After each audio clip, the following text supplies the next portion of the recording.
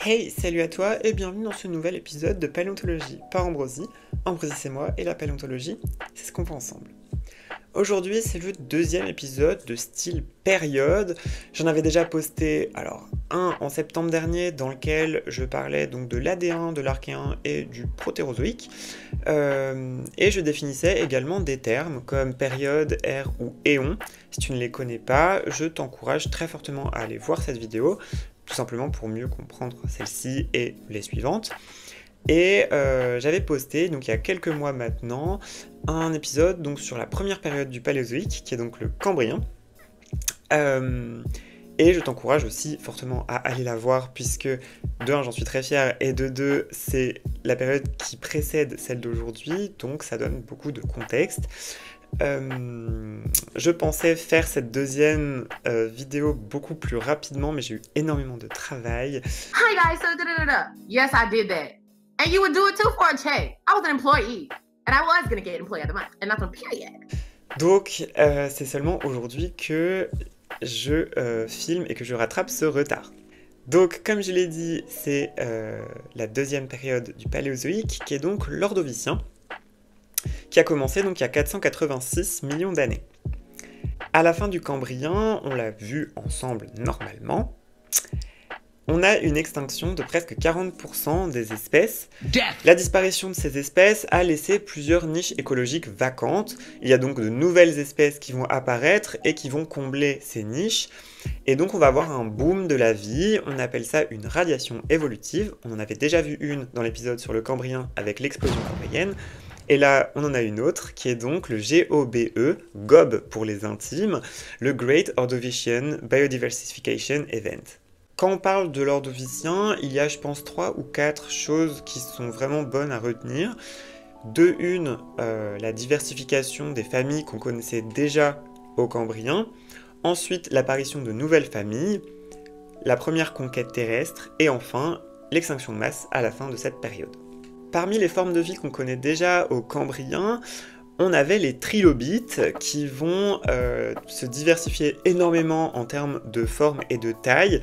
On a par exemple les plus grandes espèces de trilobites qui sont trouvées à l'Ordovicien, et on a également des formes assez marrantes, comme certaines avec des épines, des adaptations au fouissage dans le sédiment, des omatophores, donc des tiges oculaires, un petit peu comme sur les escargots, une absence d'yeux chez certains, et la volvation, qui est donc la capacité de se rouler en boule de la même façon que les cloportes, les tatous ou les pangolins.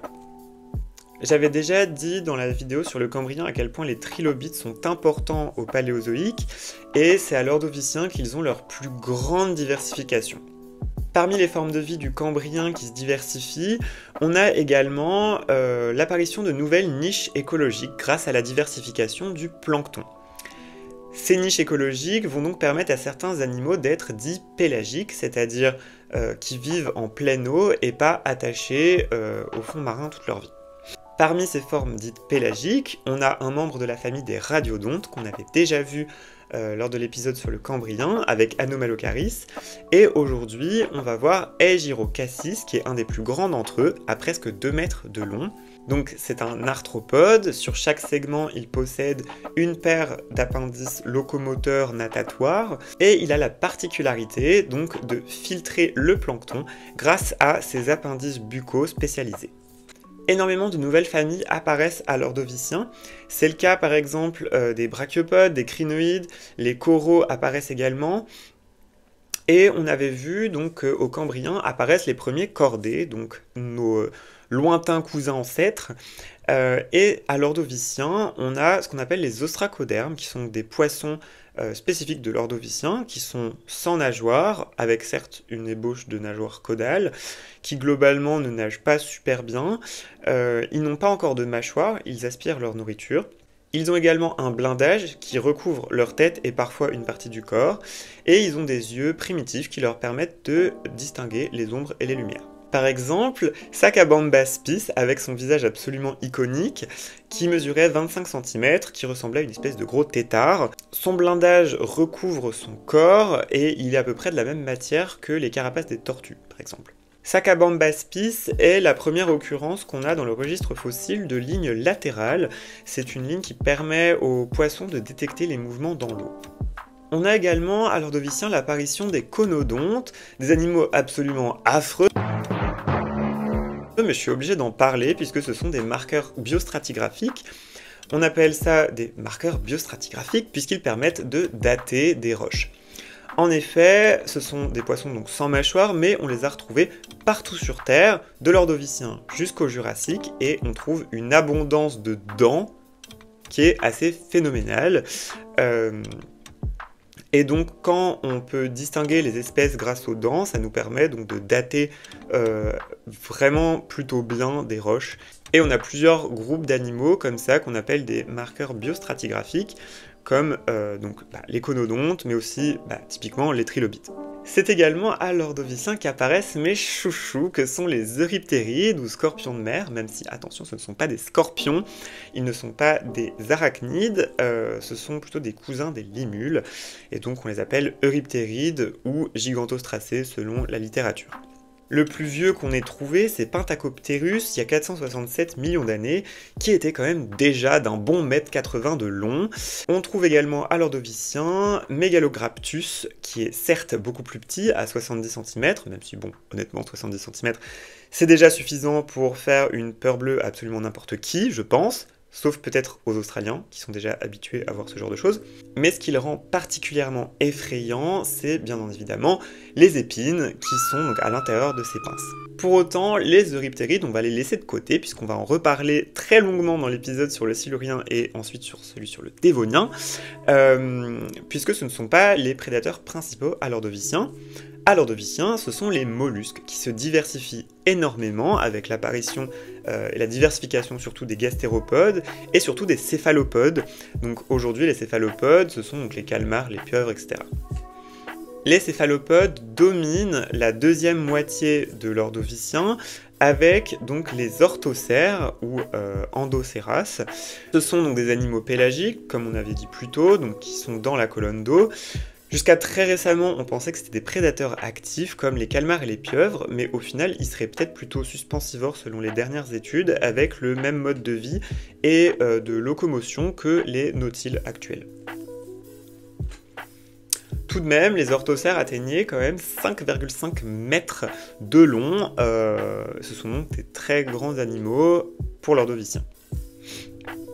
C'est également à la fin de l'Ordovicien qu'apparaissent les premières plantes terrestres sous forme de mousse et d'algues vertes.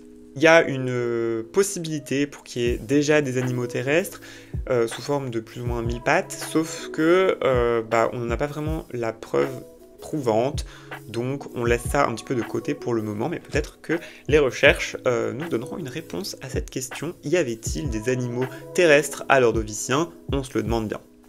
La diversification et surtout la réussite donc, de ces plantes terrestres à la fin de l'Ordovicien, sans aucun végétarien pour les manger, ça cause la perte de énormément d'animaux à la fin de l'Ordovicien. En effet, ces plantes captent du CO2 et rejettent de l'oxygène dans l'atmosphère. Le taux de CO2 diminue donc et on a l'inverse d'un effet de serre, ce qu'on a actuellement. On n'a donc pas un réchauffement climatique, on a un gel climatique, je sais pas comment on dit en français. On a donc l'apparition de glaciers. Avec l'apparition de ces glaciers, en fait, ils captent donc l'eau de la mer pour se former. On a donc une diminution du niveau des océans, et ça, c'est un problème. Un des faits qui avait permis à la vie d'exploser à l'Ordovicien, c'était justement déjà un niveau des océans plus bas qu'habituellement, avec donc des hauts fonds nombreux. On a donc de nouvelles espèces, de nombreuses espèces côtières qui sont apparues, et toutes ces espèces vont se retrouver à l'air libre maintenant, plus sous l'eau, et donc vont mourir. À la fin de l'Ordovicien, on observe dans le registre fossile entre 70 et 90% d'extinction chez les espèces. On a donc l'hypothèse de cette terre boule de neige, mais on a également l'hypothèse d'un météore, d'un sursaut gamma ou encore d'un volcan. En tout cas, ils n'avaient pas beaucoup de chances de survie et ils sont morts.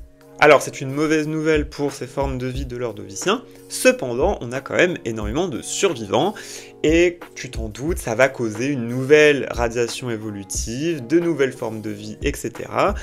C'est un peu une des spécificités du Paléozoïque, c'est que tout va très vite, et on a des nouvelles formes de vie très différentes qui dominent vraiment très rapidement, dans un échelle de temps évidemment géologique très court, même si pour nous c'est des millions d'années, donc c'est énorme. Et c'est un des trucs qui fait que j'aime beaucoup le Paléozoïque, c'est que c'est très riche en termes de diversification d'espèces et de diversité des espèces. En tout cas, ça, on le garde pour le prochain épisode, qui sera donc sur la prochaine période, qui est donc le Silurien, avec l'Ordovicien qui se finit donc il y a 443 millions d'années, j'avais presque oublié de le dire. On se donne donc rendez-vous dans le prochain épisode, je ne sais pas encore si ce sera celui sur le Silurien ou sur un autre sujet, mais en tout cas, la machine est relancée, j'ai plus de temps et j'ai trop hâte de continuer. Sur ce, j'espère que cette vidéo t'a enseigner des choses, j'espère que tu l'as trouvée sympathique et divertissante et instructive.